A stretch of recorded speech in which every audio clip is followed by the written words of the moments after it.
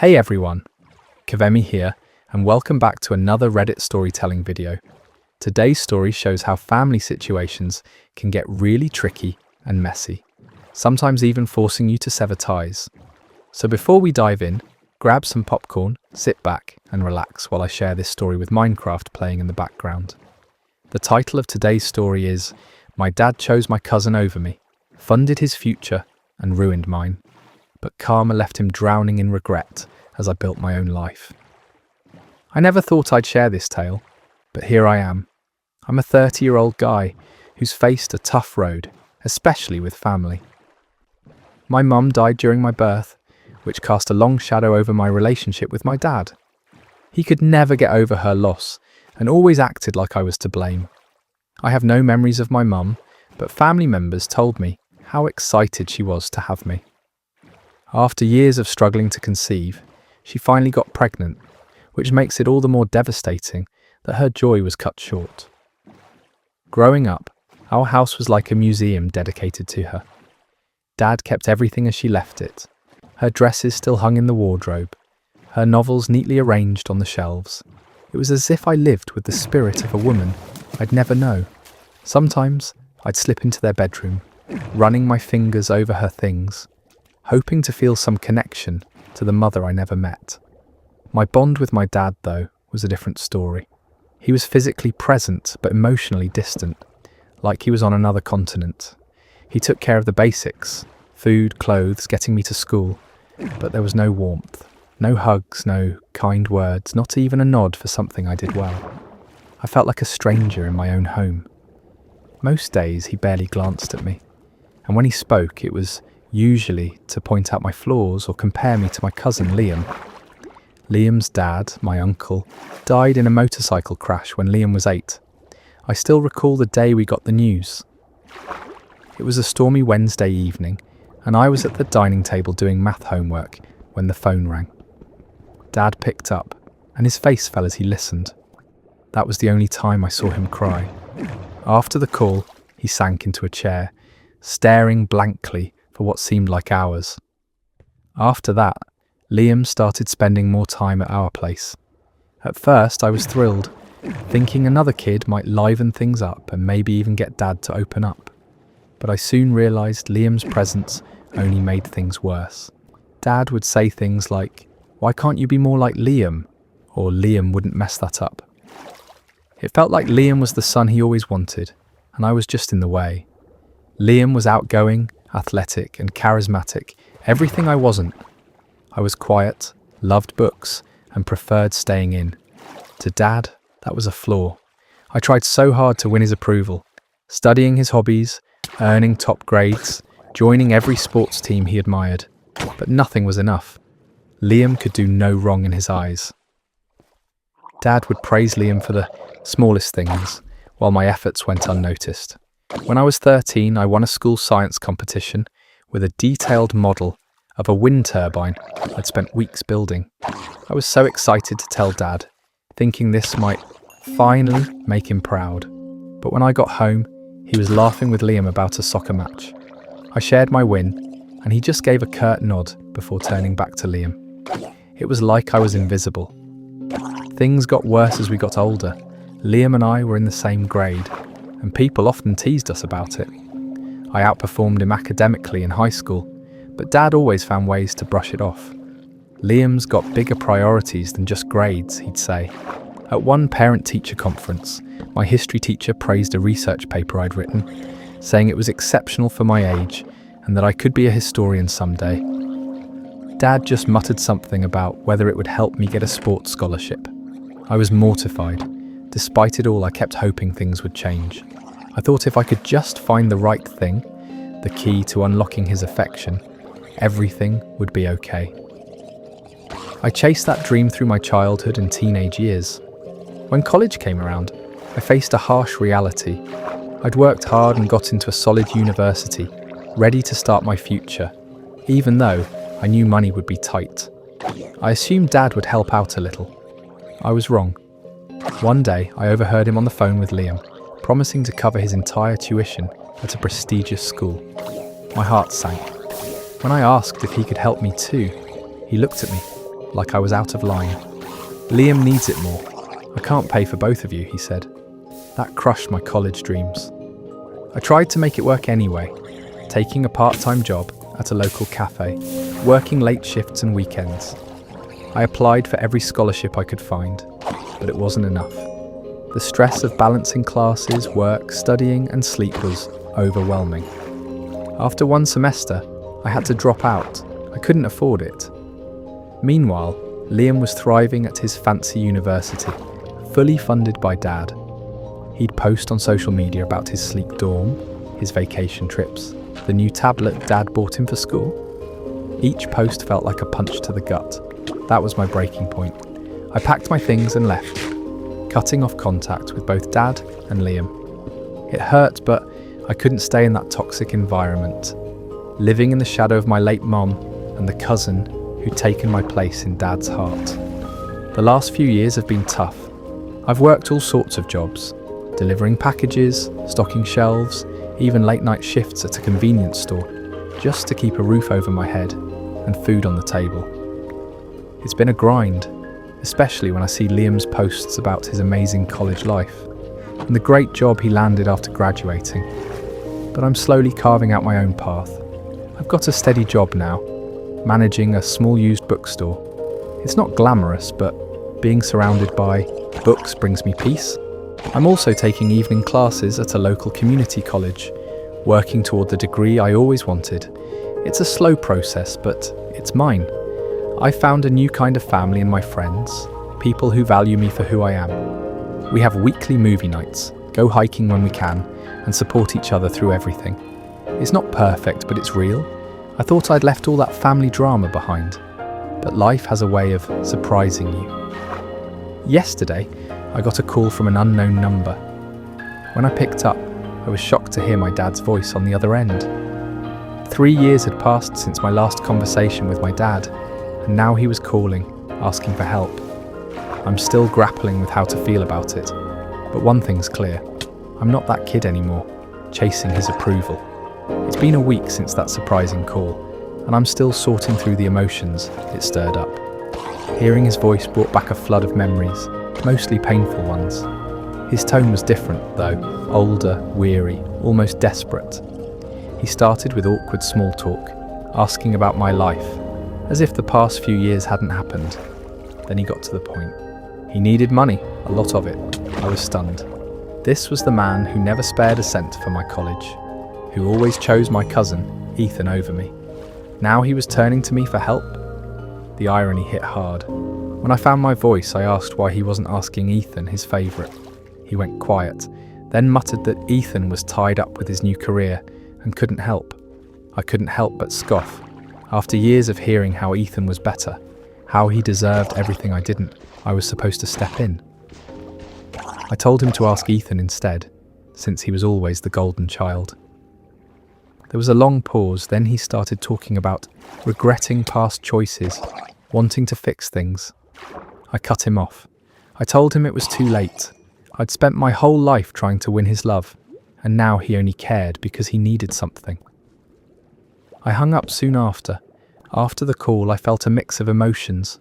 Part of me felt guilty for turning him away. He's still my dad. But a bigger part felt free. For the first time, I stood up to him, refusing to let that old need for his approval control me. The days after were rough. I kept replaying the conversation, questioning if I'd done the right thing. I thought about all the times I needed him, and he wasn't there. Not just for college, but for the small moments a kid needs their dad. School events, advice about girls, learning to drive. He was absent for all of it. I remember my first heartbreak at 17. Her name was Emily, and I thought she was my world. We'd been together for 5 months when she left me for a basketball player. I was crushed. I came home, eyes swollen, and found Dad in his usual spot, glued to the TV. I stood there, hoping he'd notice, but he just grumbled that I was in the way. I went to my room and cried alone. Or, the time I got my driver's license, most of my friends' dads taught them to drive, but I had to ask our neighbour, Mr. Thompson, for lessons. When I passed the test, I rushed home to share the news. Dad was in the garage, tinkering on a motorcycle with Ethan. I showed them my license. Ethan gave me a high five, but Dad just gave a quick nod and went back to showing Ethan some engine part. I don't think he ever let me drive his car. I also wondered what kind of trouble Dad was in to need my help. He's always been proud, almost stubbornly so. For him to reach out like this, it had to be serious.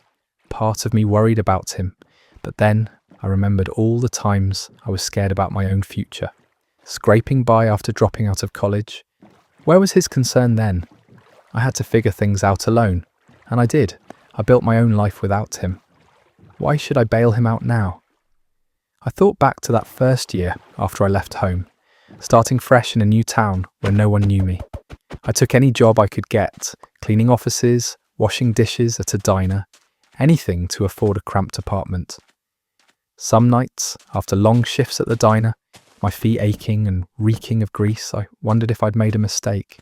I could have swallowed my pride, stayed home, tried to mend things with Dad.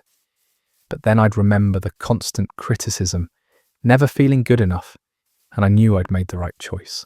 Over the next few days, I started feeling better about my decision. By saying no, I was finally taking control. I'm not the kid he could ignore or push aside anymore. I'm an adult, making my own choices, and I don't owe him anything. Still, I couldn't help but wonder what led to this. Why couldn't Ethan, the perfect cousin, help?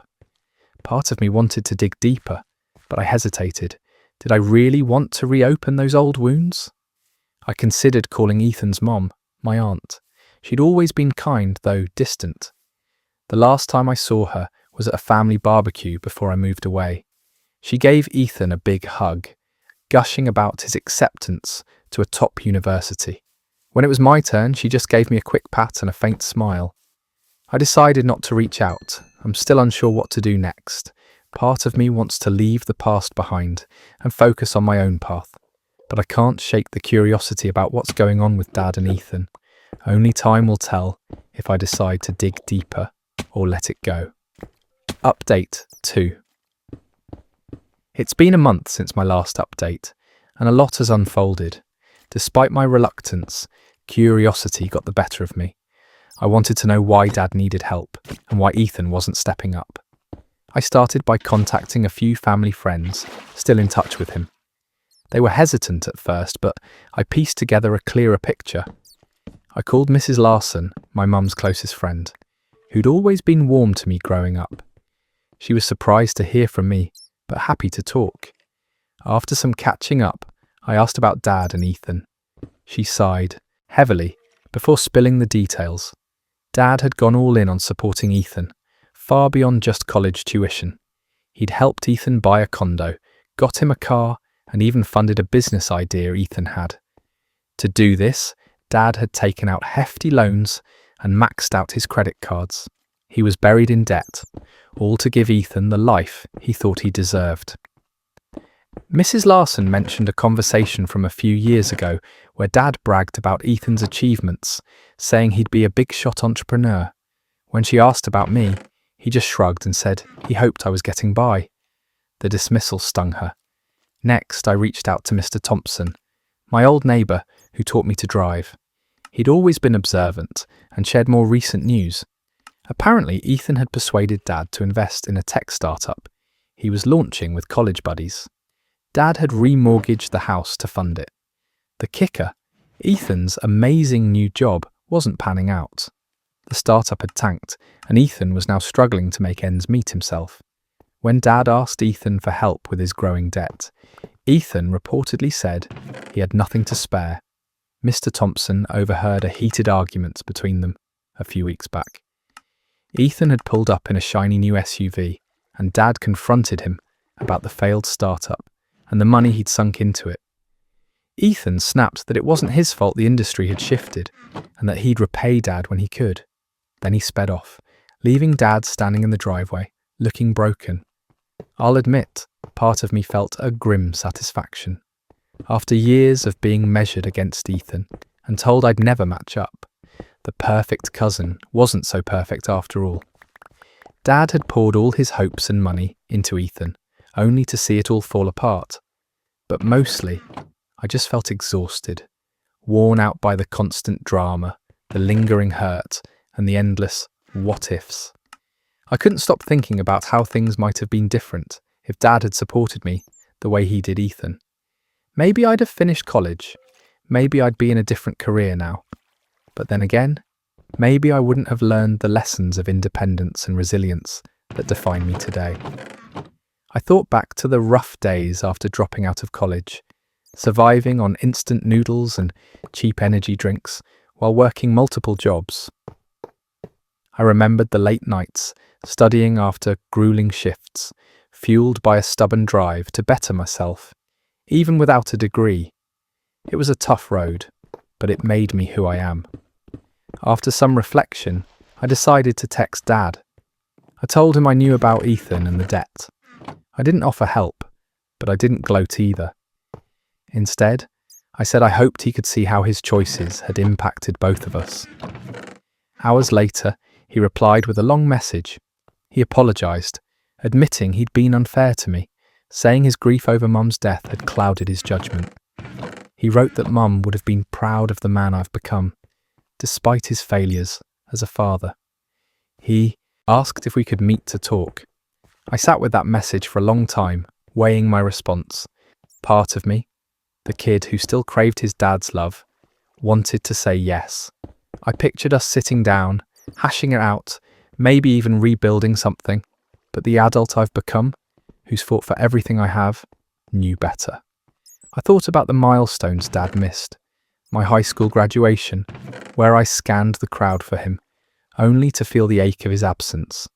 My first apartment, pieced together with thrift store finds and sheer determination.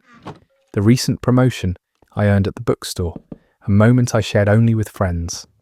In the end, I texted him back, saying I wasn't ready to meet. I acknowledged his apology, but made it clear that words couldn't undo years of neglect and favouritism.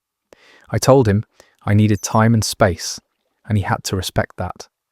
I also stated firmly that I wouldn't be helping him financially. His choices led him here, just as mine led me to where I am. It's not my job to fix his mistakes. As I write this, I feel a sense of release. Not joy exactly, but like a heavy load has been lifted. For so long I carried the weight of trying to win Dad's love, wondering what was wrong with me that made him choose Ethan. Now I see it was never about me. It was his struggle with grief and loss. I don't know what the future holds for us or if there'll even be a relationship. Maybe one day we'll have an honest conversation, maybe not.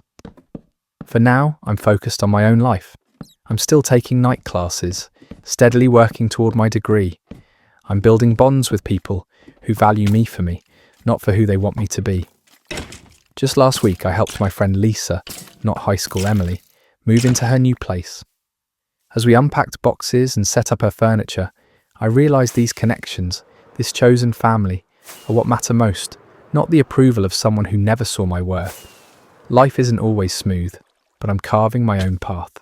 For the first time in years, I feel like I'm where I'm supposed to be.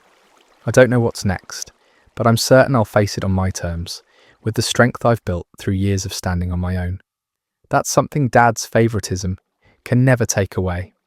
And with that comes the end of the story. I hope you enjoyed today's video and leave a like and subscribe for more of such videos.